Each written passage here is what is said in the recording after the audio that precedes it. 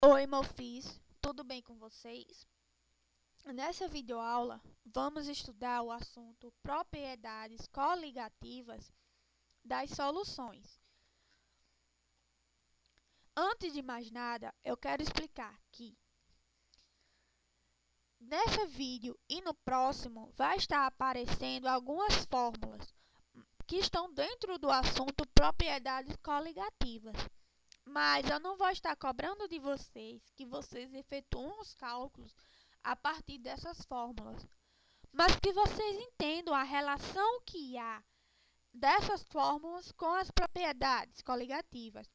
O que é que essas fórmulas explicam dentro do assunto estudado, ok? Propriedades coligativas são aquelas propriedades de substâncias puras que são modificadas quando a gente adiciona um soluto não volátil a elas. O que significa um soluto volátil?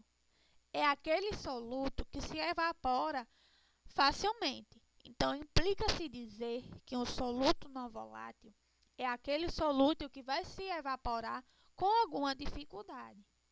Então, as propriedades coligativas, portanto, não vai ser explicada pela natureza da substância em si, mas sim pela quantidade de suas moléculas, partículas ou átomos. Existem quatro propriedades coligativas, que são elas: tonoscopia, ebuloscopia, crioscopia e osmose. Nesse vídeo, vamos estar estudando mais um pouco sobre tonoscopia e ebuloscopia. As propriedades dos solventes que vai ser modificadas são as seguintes: pressão de vapor, que está relacionado com o efeito tonoscópico, o ponto de ebulição, que está relacionado com o efeito ebuliscópico, o ponto de fusão, que está relacionado com o efeito clioscópico, a pressão osmótica, que está relacionado com o efeito osmótico. O estudo dessas quatro propriedades vai permitir responder e entender algumas questões do tipo: por que ao acrescentar sal ou açúcar a uma certa quantidade de água que está começando a ferver, ela para de ferver? Porque porque as águas do oceano não congelam-se totalmente, mesmo que estão em alguns locais que são considerados muito frios, com a temperatura abaixo de 0 °C. O que acontece quando a gente coloca sal sobre um pedaço de carne? O que vai acontecer quando a gente coloca um pedaço de fruta desidratada dentro de um recipiente com água? E por que o peixe do rio não consegue sobreviver no mar e vice-versa? Então, estudar as propriedades coligativas vai permitir que a gente possa responder e entender as questões que eu citei para vocês agora. A primeira propriedade coligativa a ser estudada neste vídeo vai ser a tonoscopia, que é também denominada de tonometria, e ela vai estar relacionada com a diminuição da pressão máxima de vapor de um solvente causada pela adição de um soluto não volátil. Lembrando que um soluto não volátil é aquele soluto que se evapora com dificuldade. A fórmula que a gente utiliza para calcular a tonoscopia é a seguinte: ΔP igual a P2 menos P, onde P é a pressão de vapor da solução e P2 é a pressão de vapor do solvente. A tonoscopia é uma propriedade coligativa que ocasiona o abaixamento da pressão de vapor de um líquido, quando a esse líquido é adicionado um soluto não volátil. Se a gente adiciona um soluto não volátil a esse solvente, ocorre a diminuição aí da pressão de vapor e, consequentemente, essa solução vai começar a ter mais tempo para se evaporar.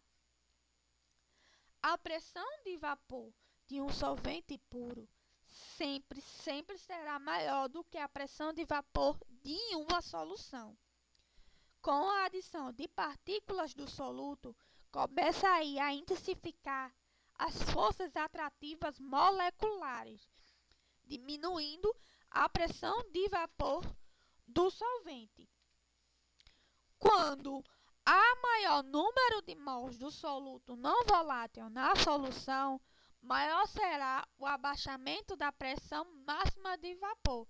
É aí que a gente observa o efeito tonoscópico, que a gente pode observar aqui na imagem que está aparecendo para vocês, nessa imagenzinha aqui. Onde há dois recipientes, com um solvente puro, que nesse caso é a água, e o outro recipiente com o solvente já com a adição de um soluto, que nesse caso é a glicose, o açúcar. Quando a gente adiciona o soluto, que é a glicose, que é um soluto não volátil, em um solvente, vai ocorrer a diminuição da pressão de vapor e, consequentemente, essa solução vai demorar mais tempo para se evaporar. Vocês observam aqui que a pressão de vapor do solvente puro, da água pura, sempre será maior. Vejam, em relação à pressão de vapor da solução, que aí a solução já está com a adição do soluto não volátil. Vejam como diminuiu após a adição da glicose, de 25 para 12. Então, a adição das partículas do soluto, com a adição dessas partículas do soluto, vai se intensificar as forças atrativas moleculares, diminuindo a pressão de vapor do solvente. Então, explicar isso é o que explica a tonoscopia. Sabe-se que toda solução vai tender a um certo equilíbrio, e isso pode ser atingido se considerarmos a lei de Raoult, que explica que a pressão de vapor de um solvente em uma solução é igual ao produto da pressão de vapor do líquido puro presente nessa mesma solução, se considerarmos, é claro, a fração molar. A fórmula que permite calcular esse princípio é a seguinte: P2 igual a P vezes X2, onde P2 é a fração de vapor da solução e P é a pressão de vapor no líquido puro. X2 é a fração molar do líquido na solução. Certo? A tonoscopia em si trata do abaixamento da pressão de vapor. A segunda propriedade coligativa a ser estudada é a eboloscopia, que é também denominada de ebolometria. É a propriedade coligativa que vai estudar a elevação de temperatura de ebulição do solvente em uma solução. Vejam, para que um líquido entre em ebulição, é necessário aquecê-lo até que a pressão de vapor fique igual à pressão atmosférica. Até aí está tudo bem, né? Mas quando existem partículas insolúveis em meio ao solvente, o processo então começa a ser dificultoso. Aí que a eboloscopia surge para explicar esse fenômeno. A fórmula que é utilizada para calcular é a seguinte: ΔTE é igual a TE2 menos TE, onde TE significa ser a temperatura de ebulição da solução e TE2 a temperatura de ebulição do solvente. Vejam, um exemplo para explicar a eboloscopia surge no preparo do conhecido café. Quando adicionamos açúcar na água que está prestes a entrar em ebulição, os cristais de açúcar antes de serem absorvidos pelo aquecimento, constituem partículas que retardam o ponto de ebulição da água, ou seja, o líquido vai começar a demorar um pouco mais para entrar em ebulição. Vem aí o fator de Van der Rohe, que é o Izinho. É utilizado para calcular e analisar os efeitos coligativos em soluções iônicas e é definido pela relação entre o número total de partículas finais em relação às iniciais nas soluções iônicas, que pode ser expresso matematicamente pela fórmula I igual a 1 mais A, que é igual, entre parênteses, Q menos 1. É um choque, né? Mas vai por aí. O fator de Van der Rohe é utilizado muito, como eu já disse, para analisar e calcular os efeitos coligativos, alteração das propriedades físicas, como temperatura de fusão e ebulição de solventes, se adicionarmos um soluto não volátil em soluções iônicas.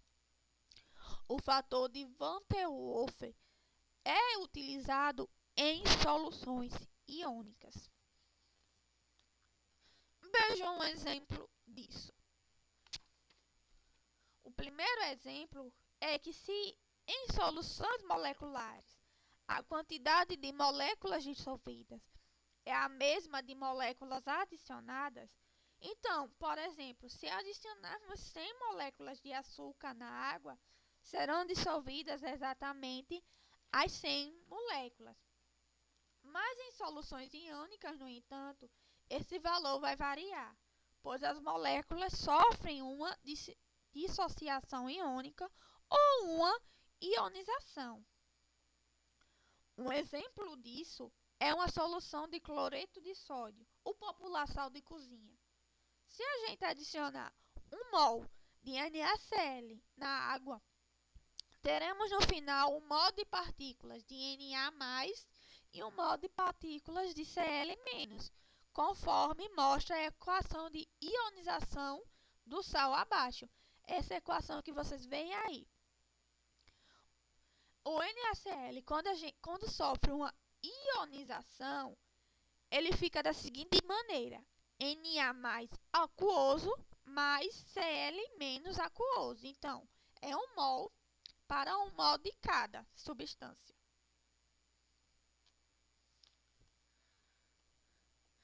Este número de partículas finais, que pode triplicar e assim por diante, depende muito do tipo de sal que é utilizado. E essa relação entre o número total de partículas o número de partículas iniciais nas soluções iônicas é o fator de Van der Rohe, que a relação fica da seguinte maneira: I igual a número total de partículas finais dividindo o número total de partículas iniciais.